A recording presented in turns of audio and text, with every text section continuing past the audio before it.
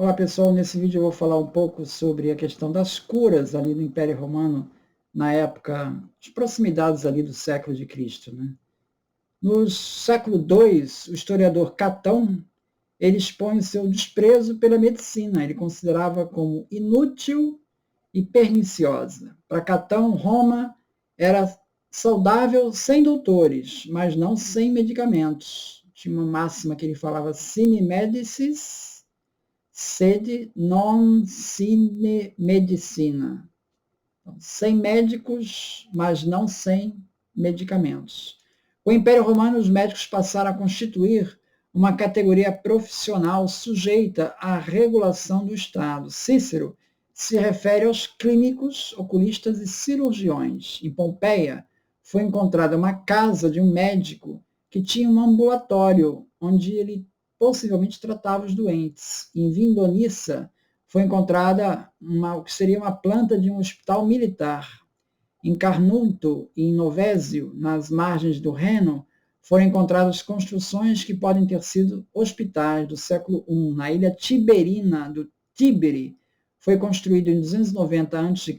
um templo de Esculápio, que Suetônio se refere como refúgio de escravos doentes, que pode, segundo Charles Singer, ser considerado como um precursor de um hospital público. Então, esse templo de Esculápio, as pessoas se reuniam para a cura, é um precursor de hospital público, segundo Charles Singer.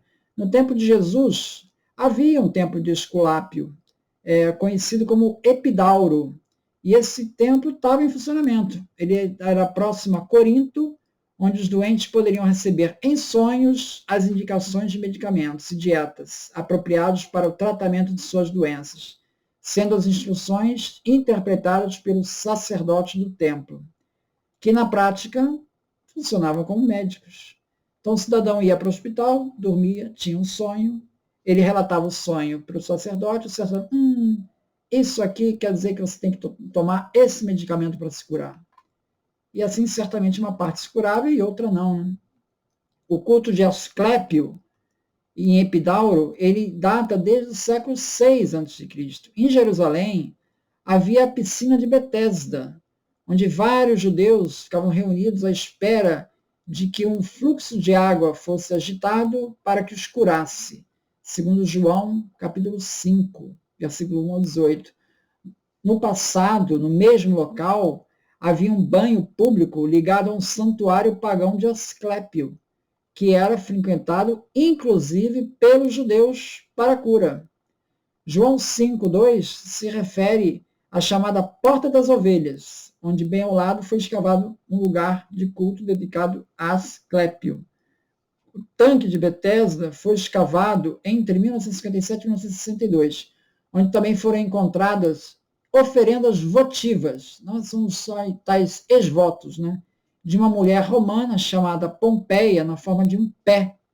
Então, veja, ali claramente é um culto pagão, encontrado ali, que seria no tanque de Betesda. Helmut Custer, ele se refere a registros de mais de 300 santuários dedicados a Asclépio, no período romano. Então, veja, quando Jesus está curando, na verdade, ele está se estabelecendo como uma concorrência desses cultos, desse templo de Asclépio aí que estão funcionando. Né? Asclépio é mencionado por Homero como um grande médico, porém foi somente nos séculos 3 e 4 a.C.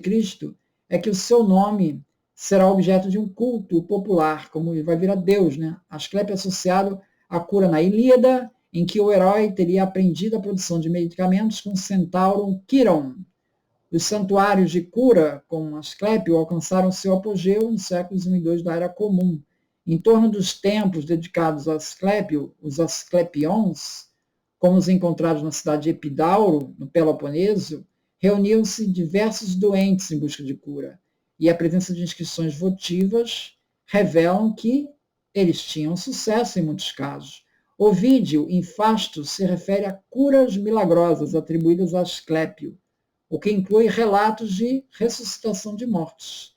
Nos Asclepions, em Pérgamo, foram encontrados, associados a bibliotecas, um teatro, câmaras de incubação e, da rotunda, um espaço para banhos, constituindo-se um centro de cultura. Os doentes permaneciam à noite em um dormitório e esperavam que o Deus lhe aparecesse em sonho e lhes prescrevesse um tratamento. Logo que acordavam, contavam seu sonho para que fosse interpretado pelos sacerdotes. Né? Alex Sacra, cujo maior fragmento, datado do século II, foi encontrado na Via Tecta, dispõe de uma série de regulamentações relativas ao santuário. Autoriza o devoto a uma segunda consulta, o que sugere que, em muitos casos, a divindade não se manifestava. O cara dormia, mas não aparecia nenhum sonho. Com o passar dos séculos, foi criado um arquivo confiável de sonhos terapêuticos significativos. Olha que curioso. Quer dizer, à medida que as pessoas iam sendo curadas, esses casos iam sendo registrados, se formava um arquivo, tá? E aquilo acaba servindo de instrumento para novos procedimentos. Então, olha aqui um germe de experimentação aqui na área de medicina sendo usado, né? Ainda que sem se dar conta. Disse que o grande médico Hipócrates deve seu conhecimento, em grande parte, pela consulta aos registros do templo de Kos, sua cidade natal. Os que eram curados tinham suas histórias registradas em estelas no santuário de Epidauro, centro do culto a Asclépio. Então, olha que curioso, o culto ao Deus levava as pessoas a fazerem esses registros. E esses registros acabavam sendo úteis para novas curas. Vê como a ciência surgindo da religião. Com o passar dos séculos, foi criado um arquivo confiável de sonhos terapêuticos significativos. Curas comprovadas eram registradas em tabuletas votivas de madeira e, posteriormente, registradas em inscrições de pedra.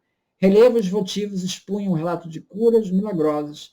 Diz que, segundo Lolita Guerra, os registros arqueológicos discutidos no estudo dela caracterizam os Asclepion de Pérgamo como um espaço ambíguo, cuja complexa identidade entrecruza a devoção a uma medicina de tipo restaurativo, sem tomar esses dois elementos como independentes, mas sim como partes fundamentais um do outro. Nos primeiros séculos da era cristã, os doentes já não eram mais milagrosamente curados pela mera visita ou toque de um Deus em seus sonhos, mas sim a partir de medicamentos e métodos terapêuticos por eles prescritos. Então você vê como é que migrou, né? Começou essa história do sonho, depois você cria os registros, depois as pessoas já vão lá, já em função do médico que vai consultar os registros. Em 420 a.C., durante o intervalo de paz, Asclépios foi introduzido em Atenas, acompanhado, ou mais provavelmente representado por sua serpente sagrada, que é um símbolo que ainda tem, que a medicina ainda traz. Então, é isso. Muito obrigado, então.